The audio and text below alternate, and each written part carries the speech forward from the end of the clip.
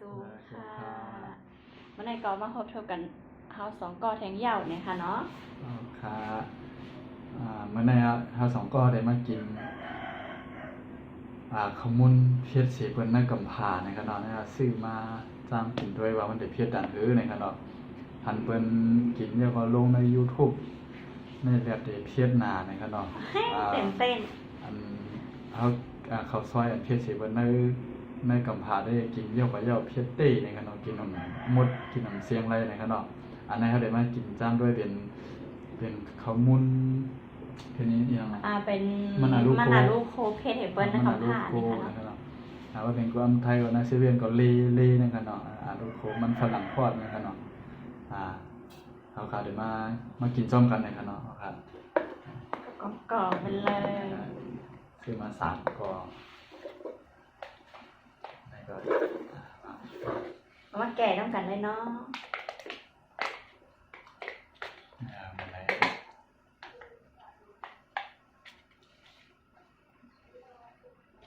ติดมาเข้มมาปัดเทศเร็วกันนะคะเนาะมาเมืองเร็วกันตั้งมาเพชรดีสุดนะคะเนาะอันนี้ก็เป็นข้าวมุ้นเพชรดีสุดเนี่ยอันนี้ค่ะเดี๋ยวเรามากินด้วยจำกันว่าต้องมาเด็ดเพชรเหมือนจังมาเนี่ยค่ะเนาะตื่นเต้นจังเลยอ่ะมันกำปนก็กินเหย้าอ่อมม้วนไรเนี่ยค่ะเนาะก็แม่มาด้วยกันจำไปกินม้วนนั่งลำเป็นม้วน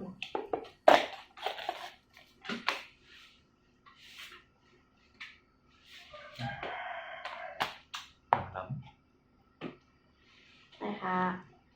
จิ้มด้วยเพชรตันเหวะนี่ค่ะเป็นจังไหนนะคะเนาะตั้งในมันก็จะเป็นสีล้ำๆเนี่ยค่ะเนาะสั่งมาจากออนไลน์เนี่ยค่ะเนาะนะครับไหนล้ำๆเนี่ยเพชรวะเพชร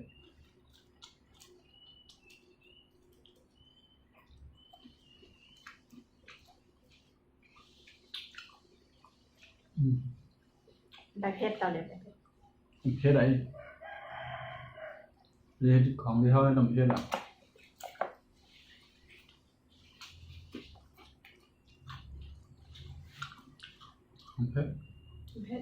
เพชรอ่ะมันว่าเพชรไอ้บนหน้ากำผางหันมันกินเองนะมันเริ่มเป็นเพชรหนาไหนกันแน่เพชรนี่กันเนาะที่ว่าเพชรก็เพชรอยู่นะครับที่ว่าเพราะเพชรเด็กอันเพชรอีกออดนะคะเพชรอีกก้อยเนี่ยค่ะเนาะหวาน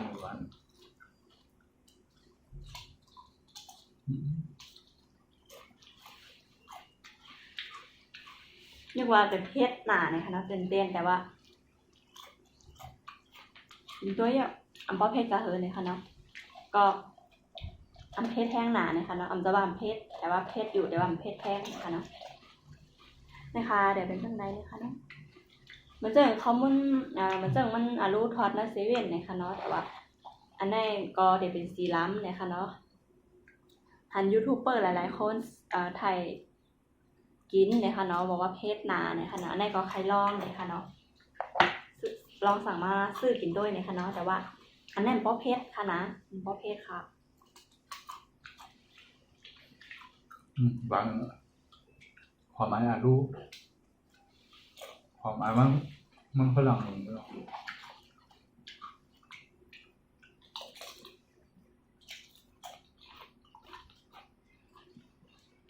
อร่อย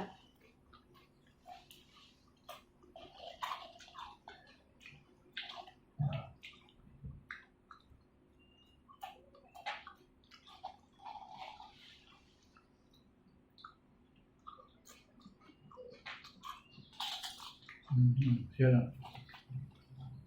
เผ็ด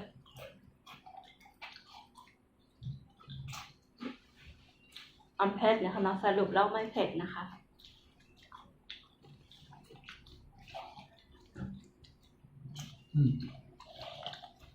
พอคนหลวงได้กินได้ดูแต่ว่าลูกอ่อนได้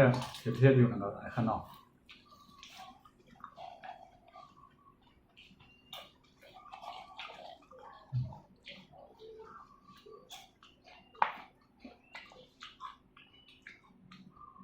ตัวประเทศไว้ได้แบบเพศนะ เขาซอยออดอได้เผ็ดได้เด้งนะเนาะเผ็ดเลยสิในหลายปูนมัน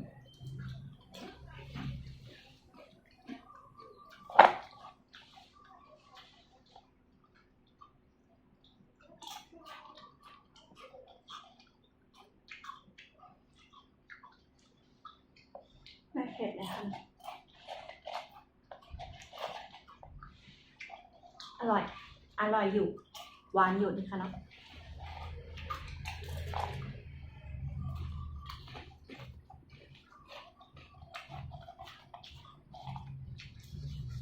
มากินน้ำไม่เผ็ดแล้ว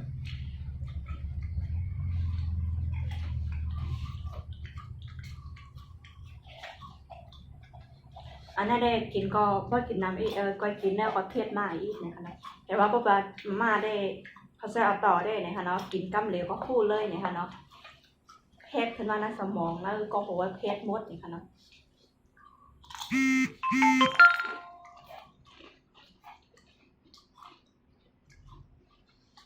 เออ เผ็ดแล้วคนนั้นเด้อเผ็ดแล้ว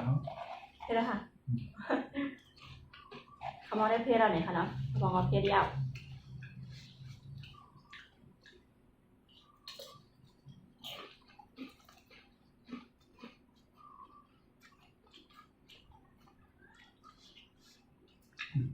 เผ็ดมาเยอะ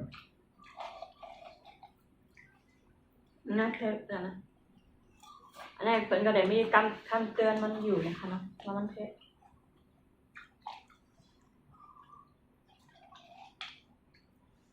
แต่ว่า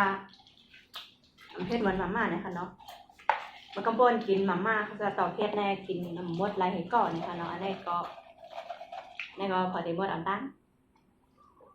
หมดเดียวค่ะ มันเหลว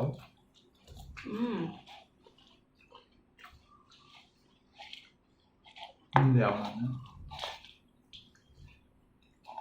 เพราะได้เสียหมดอ่ะ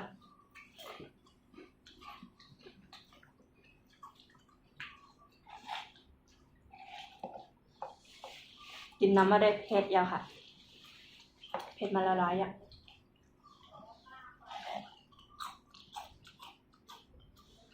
ไหนเลยค่ะเนาะสีมันก็สีล้ำ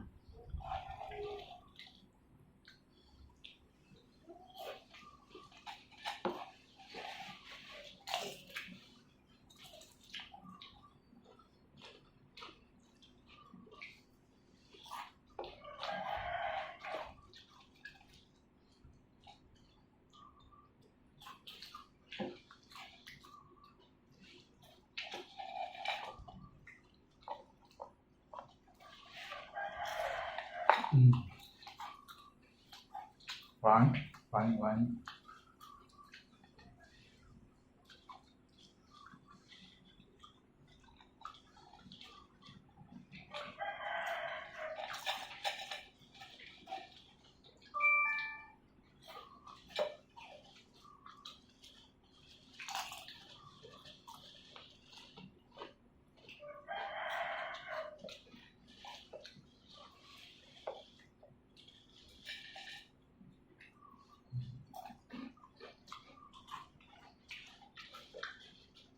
เอาไว้เผ็ดอ่ะเผ็ดยาวเนี่ยค่ะเนาะกินน้ำมันเผ็ด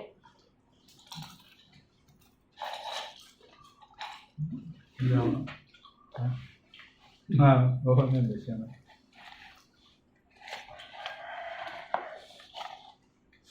นะครับ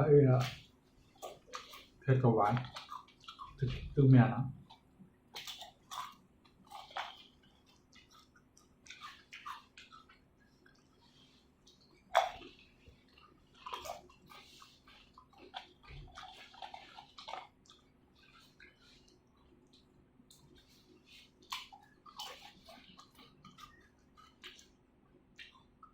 เอาปะ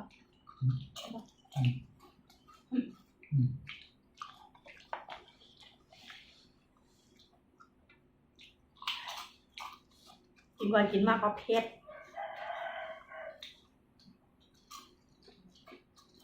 เผ็ดอยู่ดีแต่ว่าอันเผ็ดตามน้ำหน่อยนะคะเนาะก็ลูกอันได้เผ็ดแห้งหน่อยค่ะเนาะ เพื่อนมันหมอเฮ็ดมันอาลูกโคเหมือนกันนะ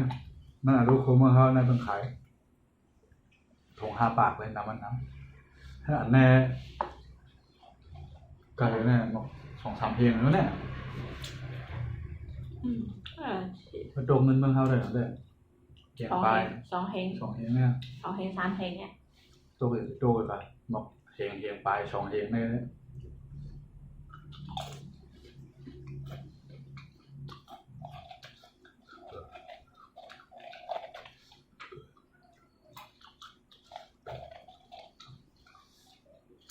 เพชรเหี่ยวเนี่ยค่ะน้องเรื่องเพชรยาวโอ้ยแล้วเมื่อเนี่ย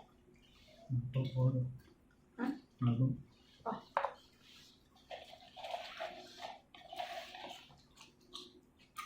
ออกพามันนี่ก็ได้ยังไว้หน่อยนะมากินแหนมไว้หน่อยนะตามพาราให้กินแล้วก็สั่งมากินอะไรนะครับเนาะผู้ที่สั่งมันก็ถามมาตักมาอะไรนะครับเนาะเอาครับไว้ส่งมา ขอบคุณค่ะ บ๊ายบาย